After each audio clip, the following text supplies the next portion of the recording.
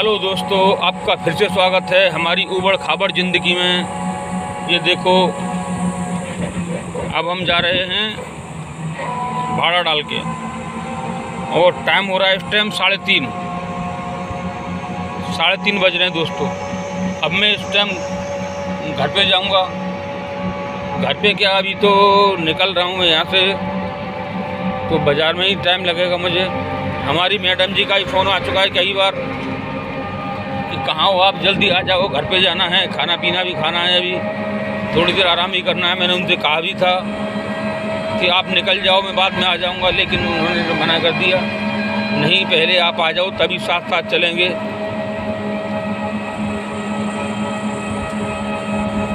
तो उन्होंने मना कर दिया कि साथ साथ चलेंगे। तो दोस्तों, मैं अब यहाँ से जा रहा हूँ भाड़ा डाल के, और इसके बाद हम दुकानें पहुँचेंगे, फिर घर जाएंगे, थोड़ी देर आराम करेंगे, खाना पीना भी खाएंगे, उसके बाद आएंगे शाम को फिर दुकान पे। कई बार फ़ोन आ चुका है मैडम का, आ जाओ, कहाँ पे हो, आ जाओ। मैंने कहा उनसे, तुम घर पहुँचो, मैं आ रहा हूँ, लेकिन उनके लिए मैंने कर दिया नहीं, पहले आप आ जाओ तभी घर पे साथ साथ चलेंगे।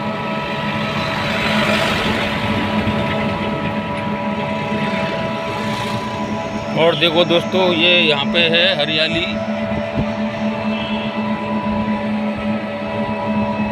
भी अच्छी है, लेकिन हमारे किस काम की है ये देखो प्लांट लगा हुआ है, मालूम नहीं किस चीज़ का। तो हमारी ज़िंदगी में दोस्तों उतार चढ़ाव काफ़ी हैं। हमारी फैमिली 7 सदस्यों की है, जो मेरे 2 बेटे हैं, 3 बेटियां हैं, मैं हूं, मेरी पत्नी है, पूरा खर्चा है। अब मैडम जी कहती हैं कि आप इतनी दोपहरी में इतनी धूप में मत घुमा करो, तबीयत ख़राब हो जाएगी, अब बीमार हो जाओगे। अब क्या करें दोस्तों, अब घर बैठ के तो काम नहीं मिलेगा, पूरा खर्चा है, पूरी फैमिली का, 7 लोगों का पूरा खर्चा है। अब खाने का, पीने का, पढ़ाई का, लिखाई का, बच्चों का ट्यूशन का, सब तरह का खर्चा है। वो तो मेरी मैडम अच्छी हैं जो दुकान पे बैठी रहती हैं, धूप में ताप में जैसे भी है मेरा बहुत साथ देती हैं, हर कदम पे मेरा साथ देती हैं। वो दुकान पे रहती हैं और मैं अपना ई रिक्शा चलाता रहता हूं दोस्तों।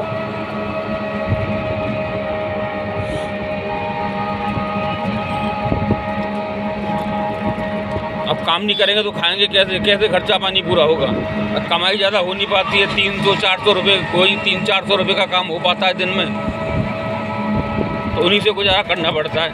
मेरी मैडम जी भी दुकान पे रहती हैं, लेकिन उनको बीड़ी गुटके में क्या बचता है। शाम को मैं जाता हूँ घर पे, बच्चे भी आ जाते हैं दुकान पे, उनका खाने का खर्चा बस यही है कि उनका खाने का खर्चा निकलता रहता है और कुछ ज़्यादा मार्जिन नहीं होता दुकान में। 300-400 रुपये का काम मैं करके ले जाता हूँ उधर से, किसी दिन 300 का हो गया, किसी दिन 400 का हो गया, माता रानी ने सुन ली तो किसी दिन 500 का हो गया, 550 का हो गया, ऐसा काम हो जाता है। उसमें खर्चा भी है दोस्तों, ये नहीं है कि पूरे पैसे बच जाएं, उसमें खर्चा है, खाना है, पीना है, चाय है, नाश्ता है, सब कुछ है, साग सब्जी भी आती है उस पैसे में से।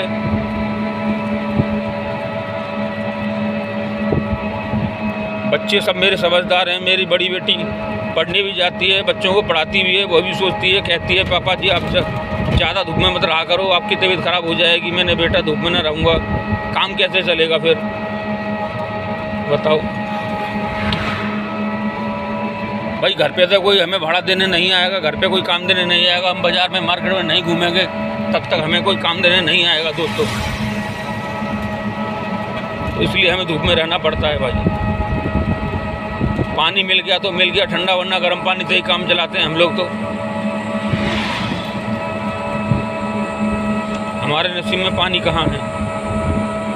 लेकिन हाँ, एक बात तो है दोस्तों, मेरी मैडम लाखों में एक है, मेरा हर कदम पे साथ देती हैं वो। और ऐसी घरवाली सबको दे माता रानी, ऐसी औरत सबको दे जो अपने पति का साथ दे।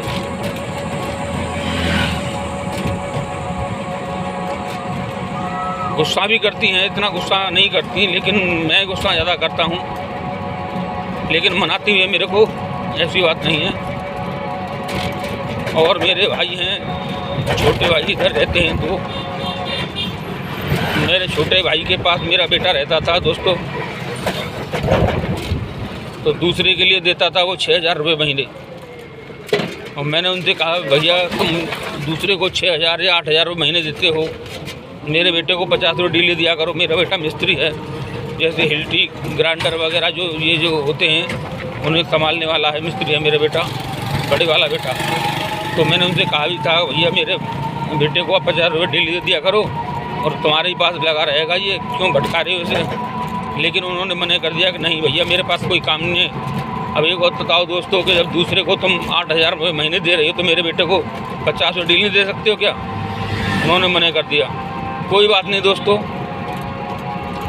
ऐसी बात नहीं, दिन तो सबके बदलते हैं, किसी दिन अपने भी दिन आएंगे, कभी तो मुझे आराम मिलेगा, ऐसी बात नहीं ज़िंदगी भर भटकता ना रहूँगा। मेरे बच्चे कभी तो कुछ ना कुछ काम करेंगे। बस इसी बात से दुखी हूँ मैं कि बस अकेला काम करने वाला हूँ। बच्चे समझदार है, मेरा बेटा समझदार है, लेकिन वो काम के लिए कहता है कि पापा जी मेरे लिए कोई काम देख दो। अब इतना समझदार भी नहीं है, उसके लिए कहाँ पे काम देखूँ, क्या करूँ, बस इसी चक्कर में दिमाग ख़राब रहता है। लेकिन वो कहते हैं कि जिसके पास पैसा है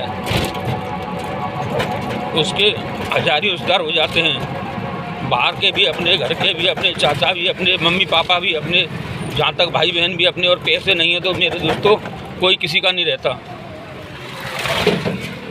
ना भाई अपना, ना मम्मी पापा अपने, ना कोई और यार वास अपना।